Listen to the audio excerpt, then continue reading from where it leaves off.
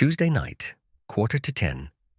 I'm sitting in my Camry outside a taqueria on the east side, engine off, windows cracked, because there's a little pocket of demand around there on weeknights. People leaving dinner, the early bar crowd, the office workers who stayed too late and need a ride home. You learn these spots. After a while, you stop driving around looking for pings, and you just learn where the pings happen. The app dings. $20, 12 minutes, across town. I tap accept, pull out of the lot. His name is Daniel, mid-30s. Hops in the back wearing a puffy jacket and one of those tech company backpacks where the zipper is on the side. We do the usual. Hey, how's it going? How's your night? Where you headed? Yep, got it. He says he's coming back from a coworker's birthday, had 2 beers, felt weird about driving. Good call, I tell him. Then he gets on his phone, and we don't really talk after that, which is fine. Honestly, most of them go quiet, and after 7 hours of driving, so do I. 14 minutes later, I'm pulling up in front of his apartment. Thanks, man. Have a good one. Door shuts a little harder than he meant. I watch him walk up to his building. The app updates. Trip complete. Fare. $20 on the dot. And this is where I want to slow down. Because every passenger, and I mean every single one, when they tap their phone or hand over their card, they think they're paying me $20. That's the whole deal in their head. They got in, I drove, they paid $20. End of transaction. Driver gets 20. But that's not what just happened. That's nowhere close to what just happened. So I want to walk you through this Tuesday night fare, the way I actually see it. Because the more I drove, the more I realized the number on the receipt and the number in my pocket aren't even drawn on the same map. $20. Here we go. First thing, and most people don't know this, a chunk of that money was never really part of the ride at all. It was tax, or fees. In most cities now, there's some kind of state sales tax on rideshare, some local surcharge they tacked on a couple years back to fund transit or pay for congestion or whatever, a marketplace facilitator fee, airport pickup tax if you're near one, sometimes a per-ride fee that goes to the city. Depending on where you live, you can burn through $1 to $3 of that fare before anybody has earned a cent. That money rides through the platform and out the other side, into a government bank account somewhere. Daniel paid it. I don't keep it. Uber doesn't keep it. It's just gone before the ride even starts. Tonight, let's call it $1.50. That leaves $18.50. Now Uber takes its cut. This is the part that's actually changed a lot, and people who haven't paid attention in a few years would be shocked. Used to be, back when I started, Uber said they took 25% and the driver got 75%. They actually wrote it down. There was a number on the website. You could point to it. Then around 2022, they did this thing they call upfront pricing. Sounds friendly. What it actually did was decouple what the rider pays from what the driver gets. 2 completely separate algorithms now. One algorithm decides what to charge you. Another algorithm decides what to pay me. The space between those 2 numbers is theirs to keep. And there's no rule about how big that space gets. There've been studies. National Employment Law Project pulled this together a few months back. Gridwise has data from hundreds of thousands of drivers. Uber's average take rate, by their own published numbers, has climbed to around 40%. Some individual rides have been documented at 50, 60%. There was a pay stub that went viral where the rider paid $50 and the driver got 15. 15 out of 50. And that's not even the worst one anybody's seen, just the one that got the most attention. Tonight wasn't the worst. Tonight was pretty normal. Of Daniel's $18.50 after tax, Uber's service fee was about $7, give or take. So roughly 7 of the 20 bucks Daniel handed over. Those 7 never touched my account. They went to Uber. For what exactly? App maintenance, customer support, marketing, the lawyers fighting all the lawsuits about whether drivers are employees, the platform, the thing in the middle. We're at 11.50 now. That's the number that hit my earnings screen when the ride ended. $11.50.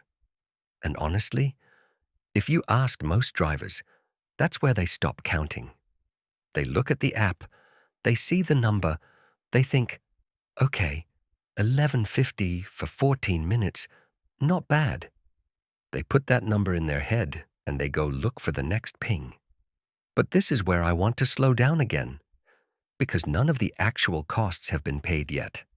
None of them. Not one. Start with the obvious one. Gas. My Camry's all right on gas. 30 miles to the gallon if I'm honest, less when I'm doing a lot of stop and go.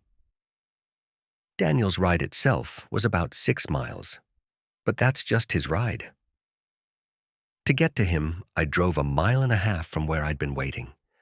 After dropping him off, his apartment is in a residential pocket with no demand, so I drove another 2 miles to get back to where the pings happen. So this $20 fare actually involved about 9.5 miles of driving. Gas around here is $3.20 a gallon. That's roughly $1 in gas, just for this one ride. So we're at 10.50. Now we hit the part nobody likes to think about. The part that took me almost a year of driving before I started taking it seriously. The part that, when I finally sat down and did the math properly, made me sit on my couch for a long time and stare at the wall. The car itself is being used up. AA does this study every year. They call it your driving costs. They look at all the boring stuff. Depreciation, maintenance, tires, repairs, full coverage insurance, the whole pile. For a small or medium sedan in 2025, they put the total cost at somewhere between 56 and 72 cents a mile. Pickup trucks are way more. Even if I'm conservative, even if I say my Camry is cheaper than average because it's paid off and I don't have a monthly finance payment getting calculated in, I'm still realistically at 35 to 40 cents a mile in actual wear and tear when you add everything up. What does that even mean? It means brakes that I'm replacing every 9 months instead of every 3 years, like a normal person. Oil changes every 3 weeks. Tires every 18 months instead of every 5. Transmission fluid, the little plastic interior pieces that crack from constant use. The suspension bushings that wear out from going over speed bumps 15 times a day. The windshield I'll have to replace next spring because of a rock. The alternator that died in October and cost me a whole weekend of work plus $600. The fact that my car, which I paid $18,000 for 3 years ago, is now worth about $9,000. That's $9,000 of value that just evaporated. Off my balance sheet, into the air. At 40 cents a mile, times 9.5 miles, that's another $3.80 quietly disappearing off my 11.50. You don't see it leave. The app doesn't show you. But it's gone. So we're at $6.70 now. $6.70. And I want to be honest with you. When I first started driving, I would have stopped right here. I would have told you I cleared about $7 on this ride and called it a night. That's what most drivers do. That's the number that goes in their head when they're trying to figure out if this is working. $7 for 14 minutes, 20-something an hour. Yeah, it's working. But it's not done yet, because the IRS is patient. The IRS is going to want their piece in April, and they don't care that you forgot about them. When you drive rideshare, you're an independent contractor. Nobody's withholding anything from your paycheck, which means at the end of the year, you owe self-employment tax. That's the part where you have to cover your own Social Security and Medicare because there's no employer doing it for you. That's 15.3%, right off the top of your net earnings. And then on top of that, you owe regular income tax. Even in a modest bracket, between the two of them, you're looking at 20 to 30 cents of every dollar of profit going to taxes. Now there's a mileage deduction that softens the blow. The IRS lets you deduct around 70 cents per business mile, which is honestly one of the only reasons the rideshare math works at all. But it doesn't make taxes disappear. It just keeps them from being completely brutal. Conservatively, off my $6.70, I'm setting aside about $1.50 for taxes. If I'm being responsible, most drivers aren't. Most drivers don't realize until April, and then they panic, and then they're paying off the IRS in installments for the next 8 months. But if you're doing it right, you put it away as you go. So now we're at $5.20. $5.20. That's what a $20 Uber ride actually puts in my pocket. On a decent night, on a normal ride, with a polite passenger and no surge and no traffic and no surprises. Daniel paid $20. I cleared just over 5. And it's not just the 14 minutes I was driving him. It's the time getting to him. It's the time getting back to where the next ride'll come from. Realistically, that's 25 minutes of my life, end to end. $5.20 for 25 minutes works out to about $13 an hour, which is less than what the kid behind the counter at the taqueria where I park is making, and he doesn't have to put gas in his own car or watch his car fall apart underneath him. Now look, I'm not telling you this to make you feel guilty. Honestly, tip if you can. Don't tip if you can't. Your driver doesn't hate you either way. Most of us are doing this with our eyes open. We know what we signed up for. And there are nights, Saturday surge, an airport run, a long highway fare with a generous tipper where the math swings the other way and reminds you why you started. There are good days. I'm not crying poverty here. What I'm telling you is what that $20 bill actually does after it leaves your hand. Because there's something almost surreal about it when you really look. You think you're paying one person for one service. But the second that money's collected, it splits into 7 streams. The government takes a sip. Uber takes a big gulp. Bigger than they used to, bigger than they admit out loud. The gas station gets a little. The dealership and the mechanic and the tire shop are quietly being paid in the background in increments you'll never see, slowly draining the value out of a car that I'm using up faster than any normal owner ever would. The IRS is sitting in the shadows somewhere waiting for April.